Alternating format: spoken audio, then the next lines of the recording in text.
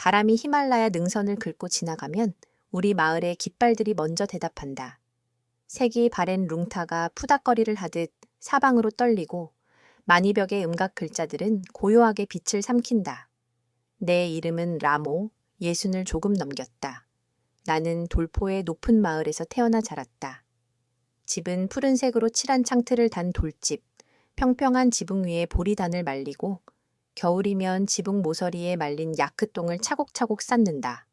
아침마다 차탕이 끓는 냄새가 흙바닥에 서늘함을 두고 내 기억은 늘 그 달큰한 기름향과 함께 시작한다.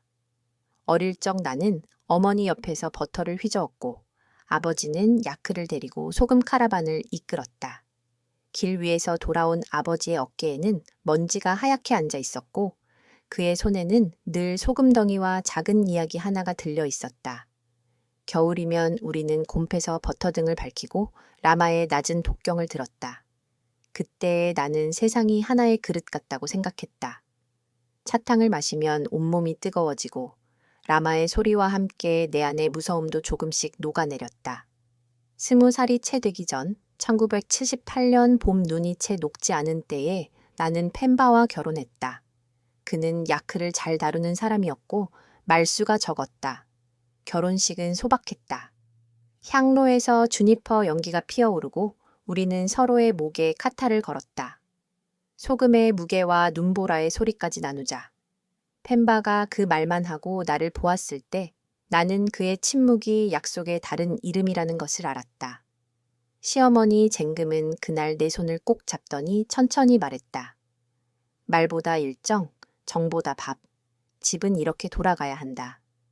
그의 눈빛은 날카로웠지만 그 속엔 오래 산 이의 두려움과 전기 겹겹이 겹쳐 있었다. 결혼 후의 첫 해는 길과 들판을 배우는 시간이었다.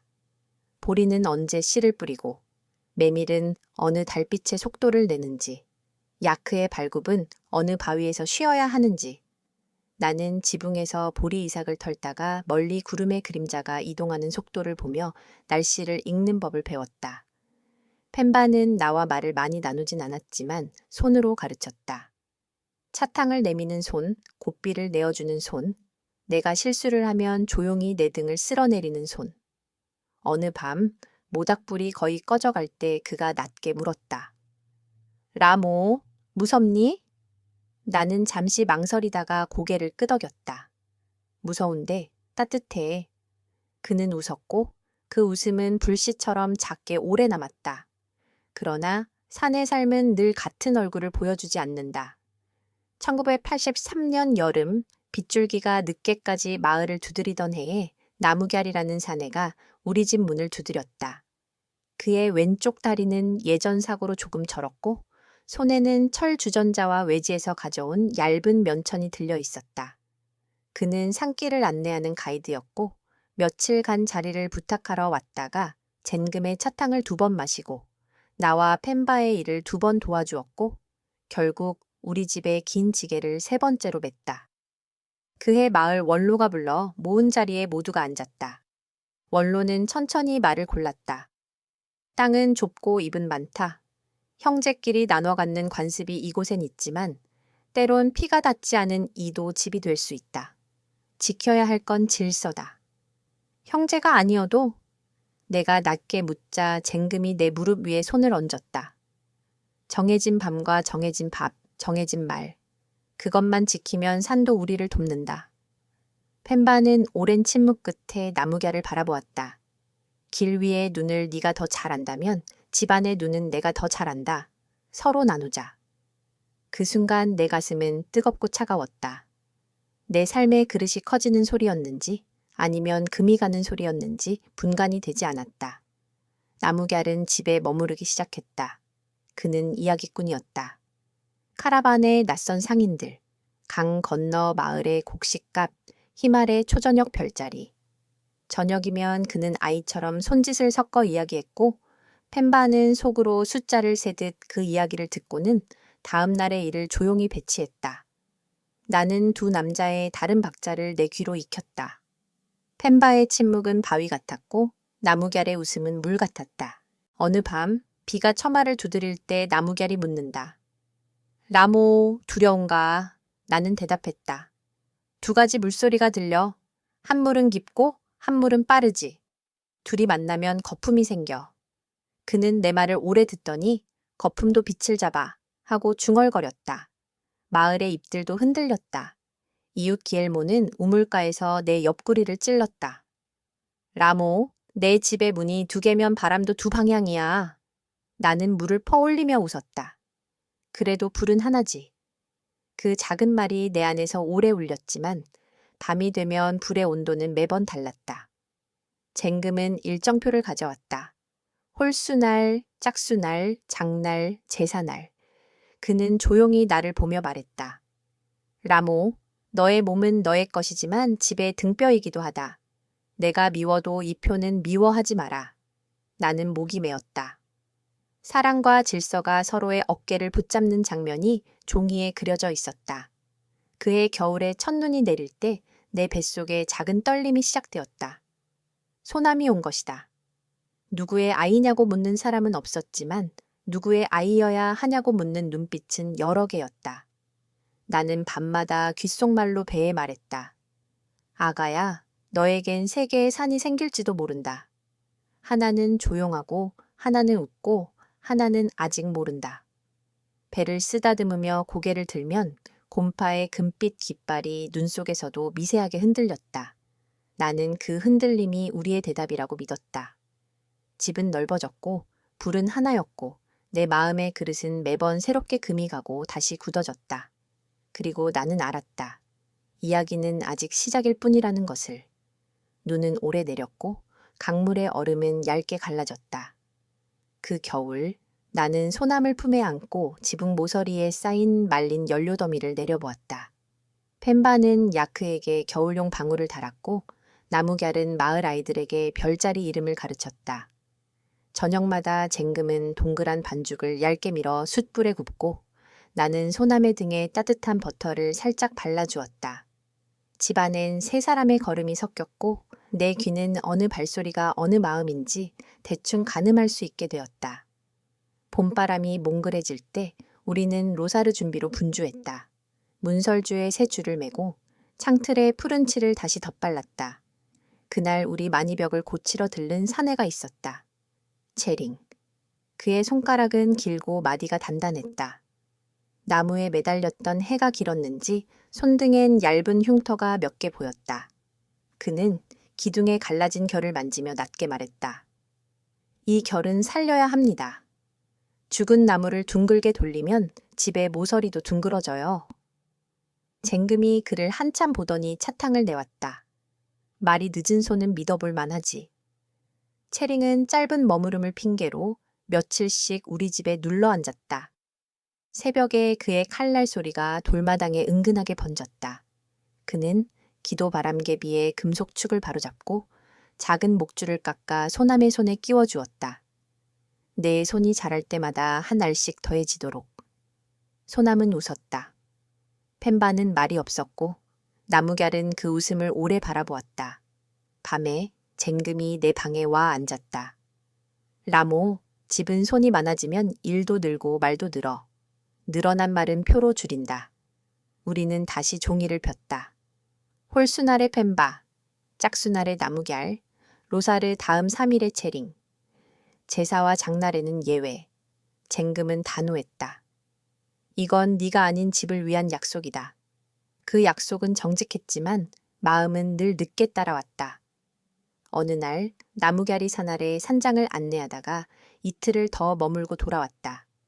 그의 어깨에 붙은 소금 먼지, 장터에서 들고 온 얇은 면천, 낯선 소식들.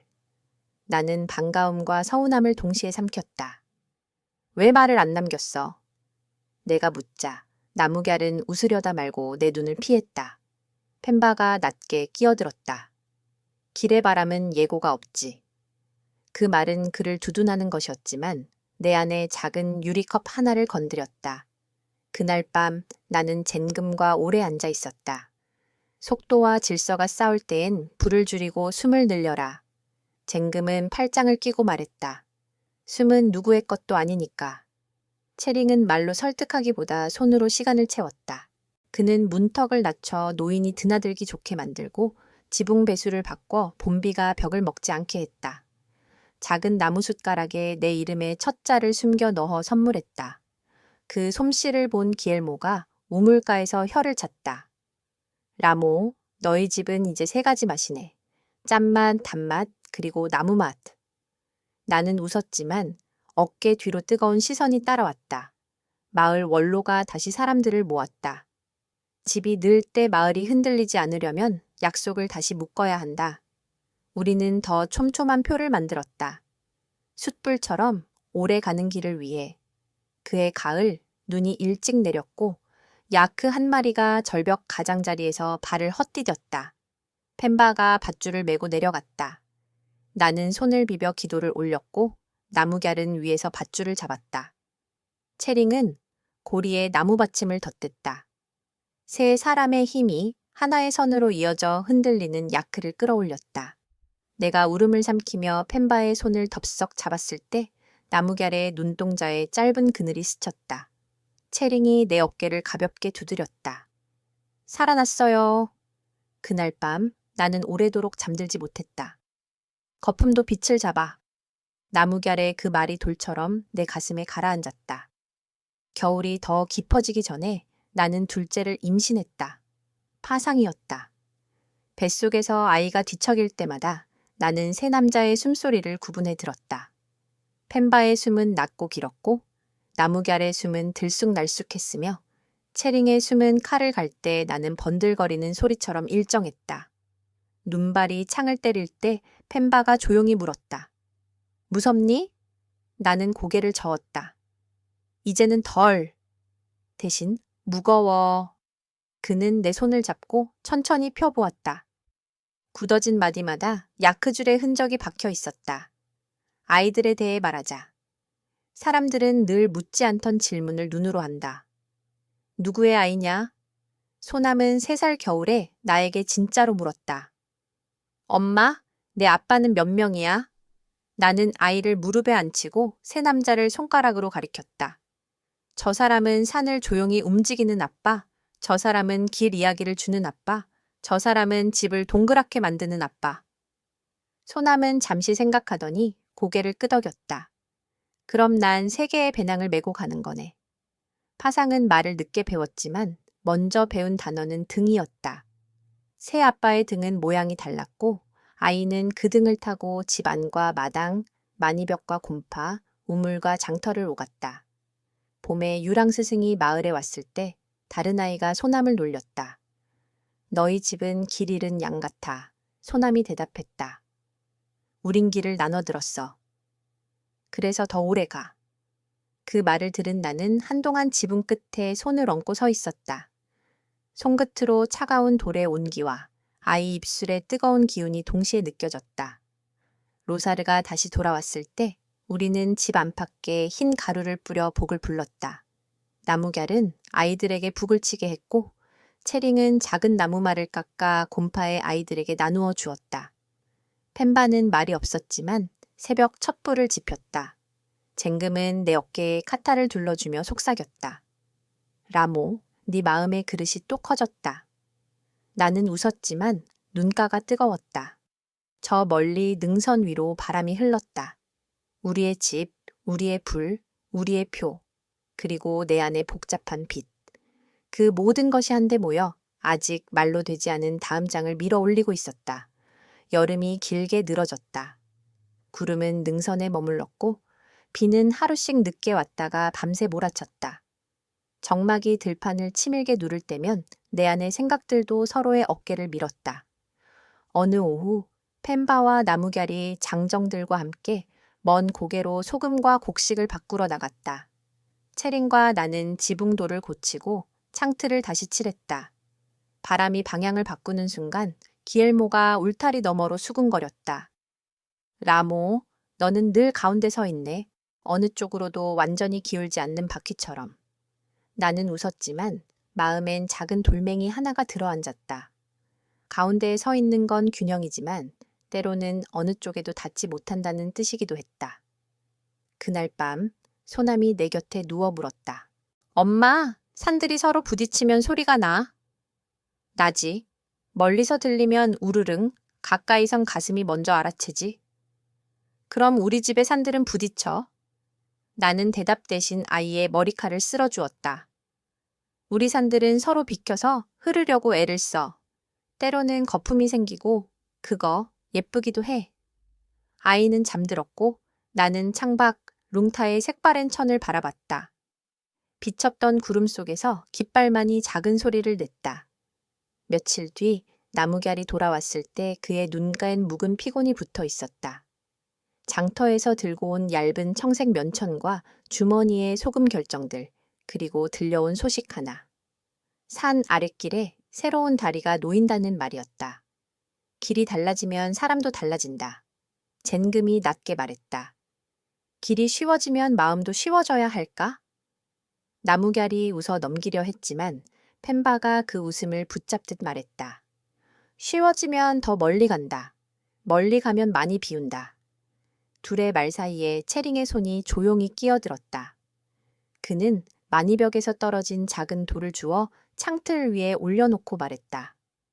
멀리 갔다 돌아오면 문턱이 높아 보이기도 해요. 그래서 내가 문턱을 다시 깎을 겁니다. 말은 다르지만 셋의 뜻은 집을 향하고 있었다. 가을 첫서리가 내려앉던 새벽, 나는 세 번째 아이를 낳았다. 니마였다. 네모난 창으로 숨이 깊은 하늘이 보였고 내 손을 쥔 작은 손가락의 힘이 놀라웠다. 소남은 조심스레 다가와 동생의 볼을 보더니 중얼거렸다. 이 아이는 바람처럼 태어났네. 파상은 손가락을 2개 들어 보이고 말했다. 등에 태웠다 내려놔야 해. 아이들 앞에서 나는 아주 단순한 대답을 준비해 두었다. 니마의 아빠는 3명이야. 산처럼, 강처럼, 집처럼. 누구의 피가 더 짙으냐고 묻는 어른들의 눈빛이 닿을 때면 나는 젠금의 표를 떠올렸다. 질서는 피보다 먼저 배고픔을 줄였고 배고픔이 줄어들면 말이 줄었다. 말이 줄면 집이 버텼다. 아이들 이야기를 조금 더 하자. 소남은 스스로 질문을 만들고 스스로 풀어보는 아이였다. 어느 날 곰파의 스승이 마음을 닦는 법을 가르치자 소남이 손을 들었다. 제 마음엔 길이 3개예요. 어느 길로 숨을 내보내야 조용해지나요?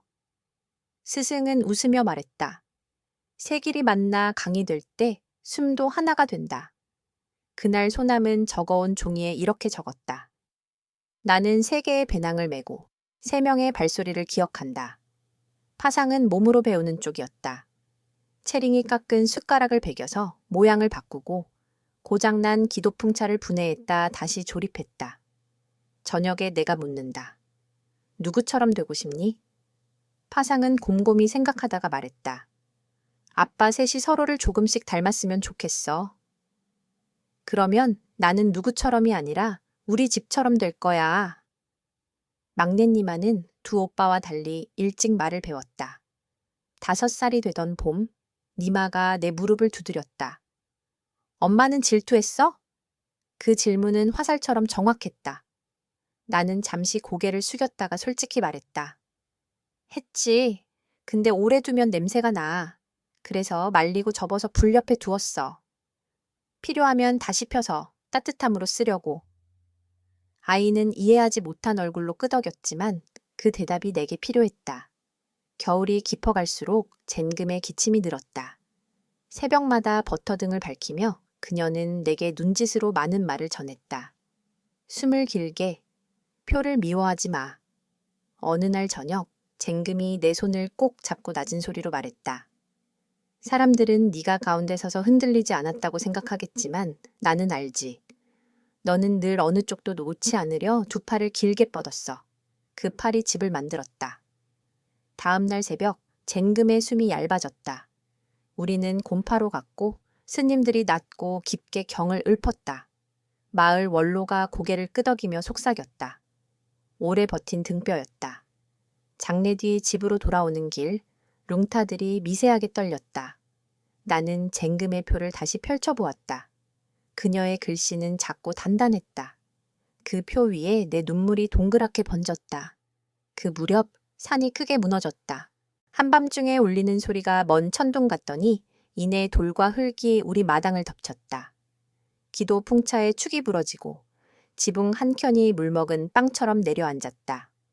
소남과 파상을 끌어안고 몸을 웅크렸을 때 펜바의 목소리가 바위 사이로 파고들었다.